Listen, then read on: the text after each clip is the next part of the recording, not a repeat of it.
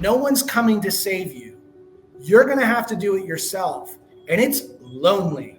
I love the topic today that we're talking about. So tell me, what caused you to talk about the emptiness of achievement and the loneliness of success? The presentations or the speakers that I really gravitate to are the ones that like take you into the cave, right? Like the people that have achieved the most have oftentimes struggled the most. And I feel like maybe there's somebody out there that feels the same way. Like think about the last time that you've set a big goal for yourself. What I've seen in the past, and I've also felt victim to it, is like I'd set these goals and they were really big and crazy, like hairy goals, wild and hairy, audacious goals. We talk about all those. And then I'd hit them and I expected to feel a certain way. And I'd be waiting like, okay, now I'm going to become that thing or that version of me. And then I look around and I'm like, nothing's really changed. The goal wasn't it. Achieving it wasn't it. The award, the medal, the certificate, the income wasn't it. And I kept getting really down after. Like there's like the post-goal letdown that I was constantly struggling with.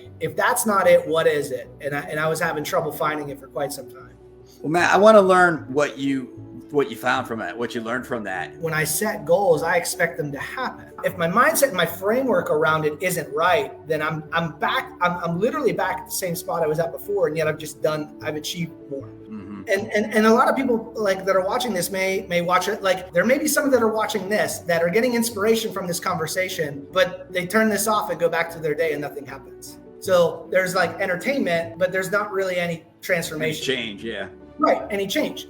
There's an opportunity for us to create impact in others that are watching as leaders, right? And so like when we talk about the loneliness of success at the end of the day, like if you're truly committed to your goal, you're going to have to do things when everyone's sleeping. You're going to have to stay late. Get up early. You're going to have to do the activities, make the calls, knock on the doors, have the appointments, reach out, like extend yourself, take the risks, hire the people, like learn something new, do the financials. Like I can tell you all the things or all the reasons why everyone's not successful.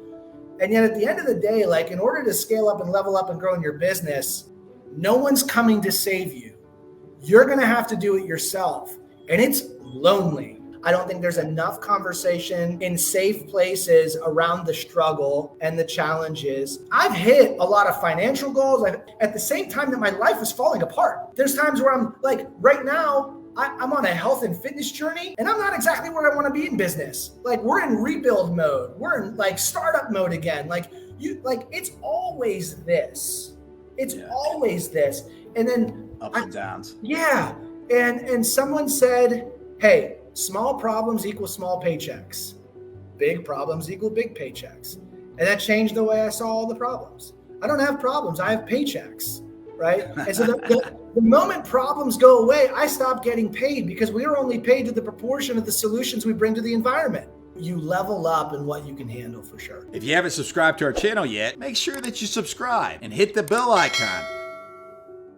Right. Like, and everybody's got examples of that whenever they start a new job or start a new task or a new hobby or an activity. At first, everything is slow and laborious and cumbersome. And the next thing you know, like you're doing things automatically and systematically, like it just gets better and easier. There's a natural resistance to chaos. And psychologically, we believe that like if we're creating chaos, we did something wrong, we broke it, naturally back off of chaos to try to create harmony again or entropy, when in reality, we've got to lean into the chaos and work on putting the pieces together quicker. And one of the ways we do that is like what we talked about with choice, chance, and change is like, we got to get help sometimes. You got to call in the reinforcements and say, I'm going to focus on all these pieces. You focus on these pieces and we got to get back together and fix it and put it together. It's part of the process. And you get used to discomfort. And then you think you know what discomfort is. And then you have another level of discomfort. You handle the capacity.